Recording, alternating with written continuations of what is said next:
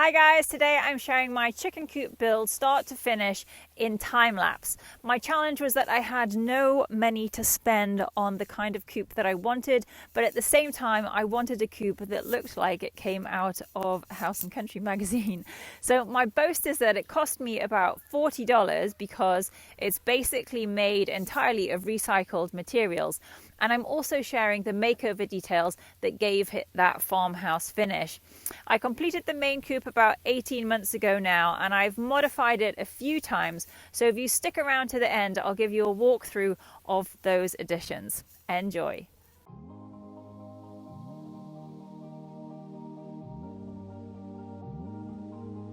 So I've got 2 boards freed up here, and I've got 3 more to go. I think it took me about 10 minutes to get those 2 boards off, so that's not too bad.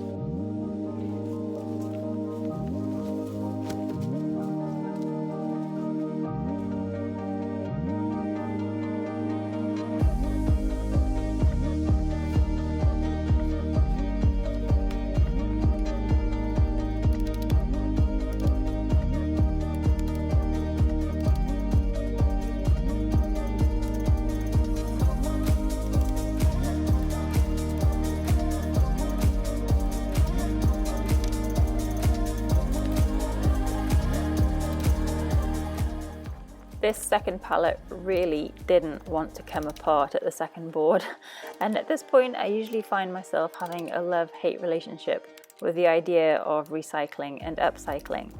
But if the process didn't have its sticky spots, the rewards wouldn't be so great. I'm using a hammer and a crowbar because these pallets had been sitting a good while and were pretty weathered on. But if you can create enough wiggle room to get a saw blade between the board and the post, then you can use a reciprocating saw to disassemble the pallet really quickly. If you're looking for a ready supply of great free lumber, then I suggest going to your local farm, garden or hardware store. A lot of their retail items are usually delivered in huge wooden pallets and cases, which in our area are just collected into a burn pile. And the other place to check out are local building sites.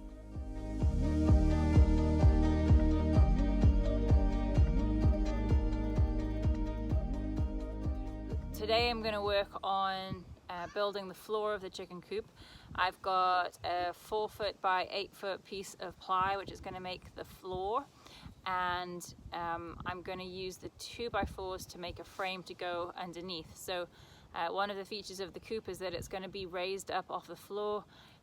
That'll provide the chickens with some shade when it gets hot, and it'll also reduce the ability of critters to get into the coop itself. Primarily snakes is what I'm trying to guard against by having it off the floor. So because it's 4 by 8, I'm going to make 6 legs, and it's going to be about 3 feet off the floor, and then I'm going to frame up a strong base to put the ply on and then build the coop up from there. My videos of the frame build didn't seem to record, but if you look here at the sides of the coop, what you're actually seeing here are 6 unwanted window frames which were discarded on a building site, and it made it super quick and easy for me to assemble the main portion of the coop. When you're using recycled materials, there's always a degree of making do with what you have. It can make a project more challenging because it's not the same as building with clean boards of uniform size and shape, but this is DIY on a budget and a really big part of self-sufficient living. So day 4 of the chicken coop build, we have continued to take apart 2x4s from pallets and just attach them together to make the long ones. We've put the rafters together. We took 2 3.5 foot posts, 2x4s, mitered them together at a 90-degree angle and attached them to a center beam to make the rafters. And I just then sort of secured it by using bits of wood between the trusses, and then hoisted it up onto the top of the coop. And we're just finishing securing down the roof, and then that pretty much finishes the frame, which we can then wrap in the tin and siding that we've got left. So day 5 of the chicken coop build, we found some tin around the back of the house, that had just been left here. So I've been cleaning that up and just it's laying out to dry on the floor here. And I have some extra help to put the tin on the roof today. So we'll just go and see what they're up to. Oh my goodness. We're helping build the chicken coop. Good. Okay, Summer. Let me open that ladder for you, Caleb. I'm scared. I don't want it to go over backwards. We'll be taking you, not the kids. I know. We managed to patch together enough old tin to make a good roof, but I wasn't happy about the mismatched colours, so coming up in just a few minutes I'll show you how I gave it a total makeover. Getting back to the practical aspect of the build, one of the items on my checklist that was really important was predator proofing the coop. As you can see, our homestead is surrounded by dense woodland, and along with that territory comes a healthy population of predators who have chicken as their #1 menu choice. Joking aside though, a year later I can tell you that we've had raccoons, fox, owl, bobcats actually wipe out our entire flock twice over, and so if you have a similar environment to us, I really recommend you get a good quality predator fencing. I bought a couple of rolls of hardware cloth with 1/4-inch holes in to screen off the underside of the coop and all the way around the run. So what you're seeing me do here is dig a trench so that I could bury a skirt into the ground around the whole run and coop. I cut the length of the hardware cloth an additional 12 inches so that I could bury it in the ground, which would stop predators gaining access by tunneling underneath the frame. It was a long, hard job, you know, the kind that you think is never going to end, but eventually I got it done and it was so worth the effort.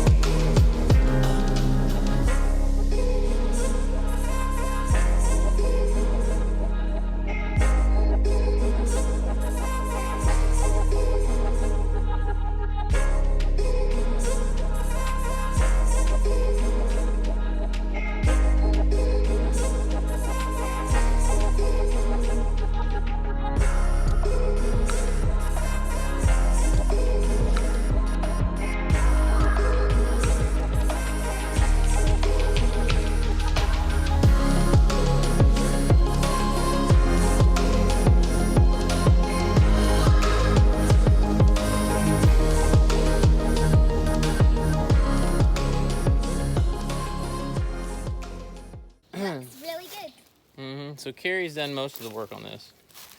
She just asked me to help her out today. So we ran the boards along that side, obviously you saw.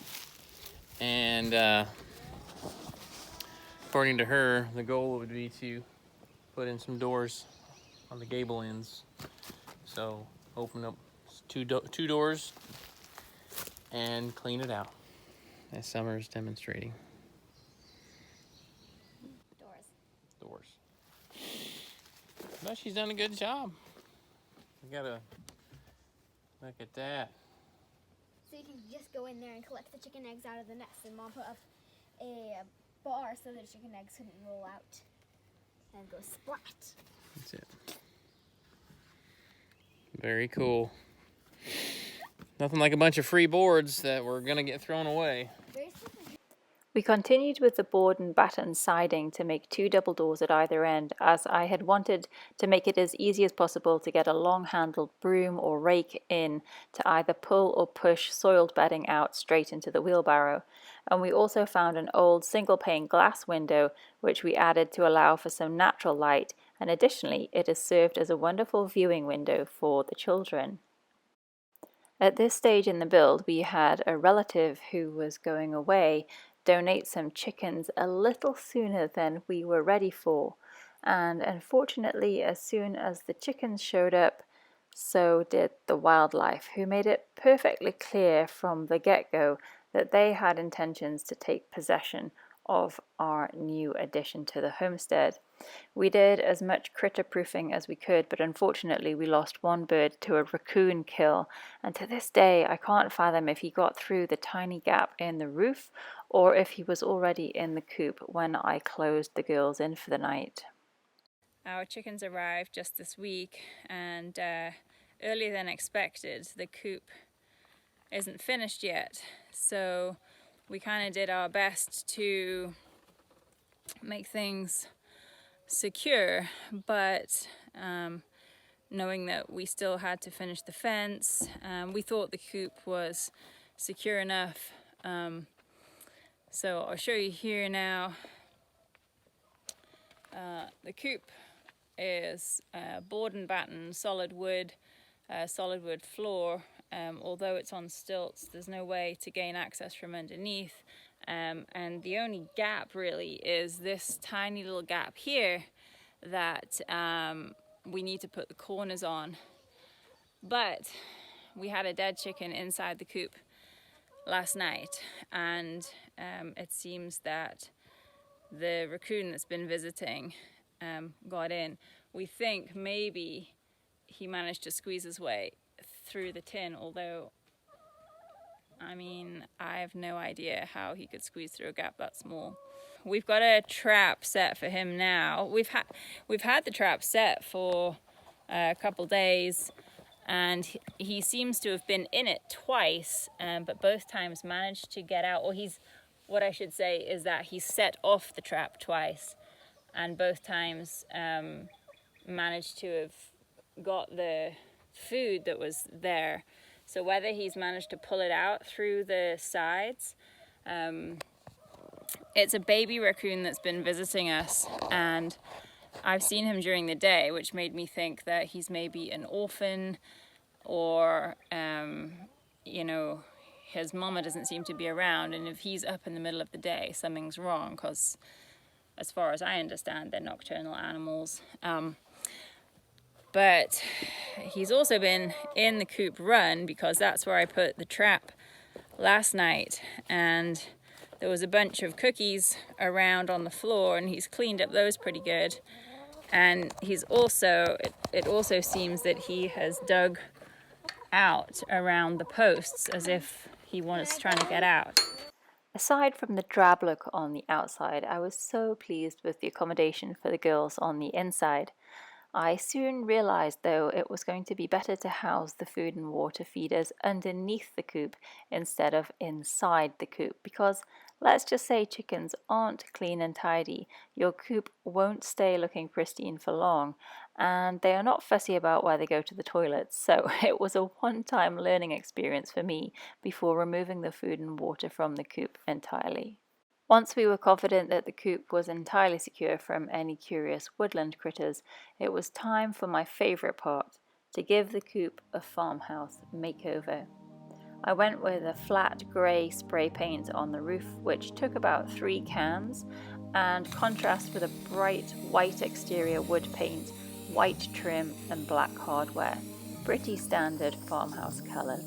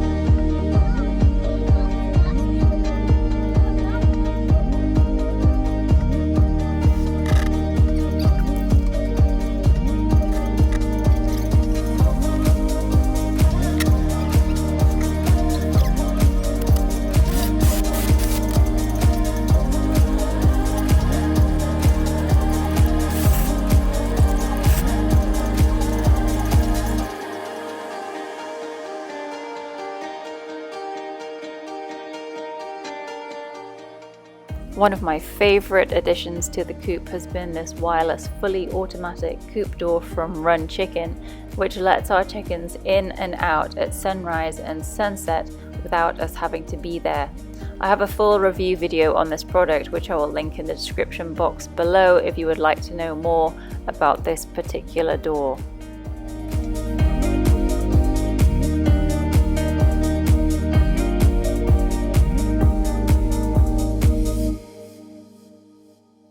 So for the main house part of the coop that you can see behind me, there is little I have changed since I built it, but I did add a few more roosting bars to accommodate our growing flock.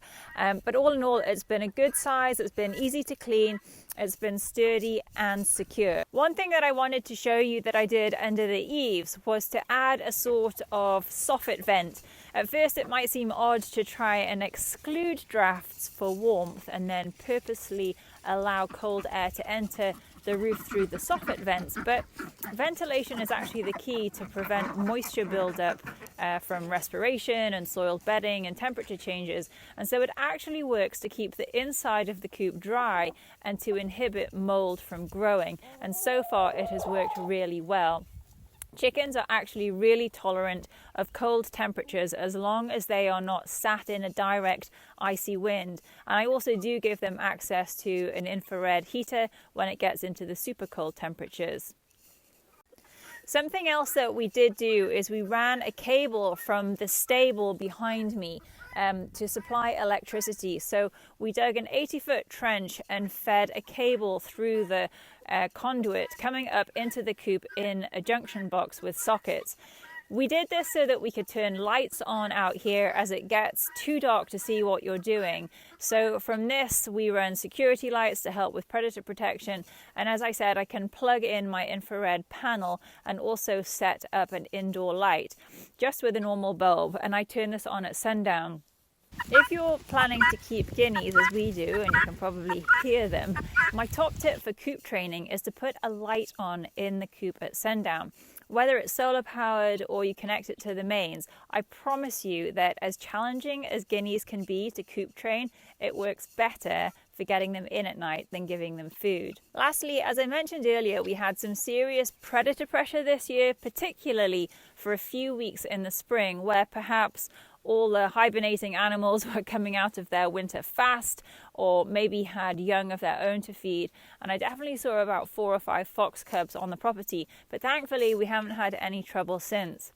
Keeping chickens on a woodland homestead is always going to present the tension between, do I allow my chickens to free range or do I keep them completely cooped up? So what we did is we decided to secure our run by building a number of frames, and we stretched the remaining hardware cloth so that I could patch together 3 walls, and across the top I ran 2 layers of chicken wire in a crisscross pattern to make the run fully enclosed. So now I have the option of either keeping the chickens fully enclosed where they can still be in the coop or in a small contained outdoor space, but we also allow them free range access inside an electric predator fencing when we're around. And the guineas are like the armed guard of the poultry world in terms of letting me know when they're not happy about something.